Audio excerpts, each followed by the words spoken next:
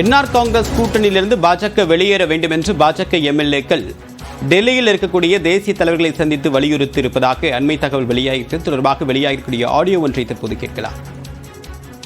நாங்க எங்களுடைய பாரதிய ஜனதாவுடைய தேசிய தலைவர் நட்டாஜி அவர்களை சந்தித்து இருக்கோம். இந்த அரசு கூட்டணி அரசு ஏதோ எங்களோட கூட்டணியோடைய தர்மத்தை கடைபிடிக்கல, எங்களோட ஆலோசனை எதுவுமே கேட்கறது கிடையாது. அதனால நம்ம எதுக்கு நம்ம கூட்டணியில இருந்து நம்ம கெட்ட பேர் வாங்கிக்கணும், நம்ம கூட்டணி விட்டு கூட வெளியே வந்துடலாமா நாங்க ஒரு ஆலோசனை சொல்லிருக்கோம். எல்லா கூட்டணி விட்டு வெளியே வந்துடலாம் எல்லா எம்எல்ஏ ஒரு ஆலோசனை சொல்லியிருக்கோம். அமைச்சர்கிட்ட சொல்லியிருக்கிறோம். அவங்க அமைச்சர் எங்களால நாங்க பேசணும், அதுக்கு முதலமைச்சர் செவி சாய்க்கல அப்படிங்கும்போது நாங்க அடுத்தது எங்களுடைய தலைமையை தான் பார்க்க முடியும். நமக்கு எதுக்கு இவ்வளவு பெரிய கெட்ட பேர் வருது, இவ்வளவு பெரிய நம்ம பாராளுமன்ற தேர்தலில் நமக்கு இவ்வளவு ஓட்டு நம்ம பின் வாங்கிருக்கிறோம், மக்களுக்கு நம்ம சிறப்பா பணியாற்றுறோம், நல்லா சர்வீஸ் பண்ற தொகுதியில நமக்கே அந்த கெட்ட பேரு. அதனால இது மாதிரி கூட்டணி தர்மத்தோட நடந்துக்கல கூட்டணி அரசாங்கம். உள்துறை அமைச்சர் பார்க்கறதுக்கு நாங்க அப்பாயின்மெண்ட் கேட்டு இருக்கிறோம். உள்துறை அமைச்சர் நாளைக்கோ இல்ல 8ஆம் தேதியோ டைம் சொல்லிருக்காங்க. நாளைக்கு முடிஞ்சா தரேன்னு சொல்லியிருக்காங்க, இல்லன்னா 8ஆம் தேதி பார்க்க சொல்லியிருக்காங்க. கூடுதல் விவரங்களுடைய சிறப்பு இளவுமுதன், இந்த பூசலுக்கான காரணம் என்ன? இது அடுத்த கட்டத்துக்கு நகர்ந்திருக்கா?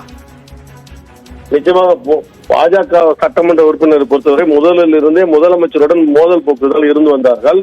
காரணம் என்னவென்றால் முதலமைச்சர் எதிர்கட்சிகளுக்கு தான் அனைத்தையும் செய்து கொண்டிருக்கிறார். ஆளுங்கட்சி சட்டமன்ற உறுப்பினர் மதிப்பதில்லை என்ற குற்றச்சாட்டை தொடர்ந்து வைத்தார்கள். இது தொடர்பாக ஏற்கனவே 8 மாதங்களுக்கு முன்பு பாஜக எம்எல்ஏக்கள் சட்டமன்றத்தில் முன்பு அமர்ந்து தர்ணா போராட்டத்தில் ஈடுபட்டார்கள்.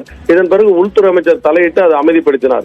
இந்த நிலையில் தான் மக்களவை தேர்தல் தேர்தலில் உள்துறை அமைச்சர் நமச்சிவாயம் பாஜக வேட்பாளர் நிறுத்தப்பட்டு அவர் தோல்வியை தழுவினார். 1,35,000 ஓட்டு வித்தியாசத்தில் அவர் தோல்வியை தழுவினார்.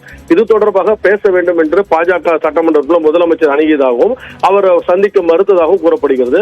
இதனைத் தொடர்ந்து பாஜக மாநில தலைவர் செல்வகணபதி எம்பி தலைமையில் பாஜக எம்எல்ஏக்கள் மட்டும் தனியாக ஒரு ரகசிய கூட்டம் நடத்தினார்கள். இதன் காரணமாக இந்த கூட்டணியில் முதலிலே ஒரு குழப்பம் ஏற்பட்டது, விரிசலும் ஏற்பட துவங்கியது. அதற்கு அடுத்துதான் அந்த சட்டமன்ற உறுப்பினர் அனைவரும் துணைநிலை ஆளுநரான CP ராதாகிருஷ்ணனை சந்தித்து முறையிட்டனர்.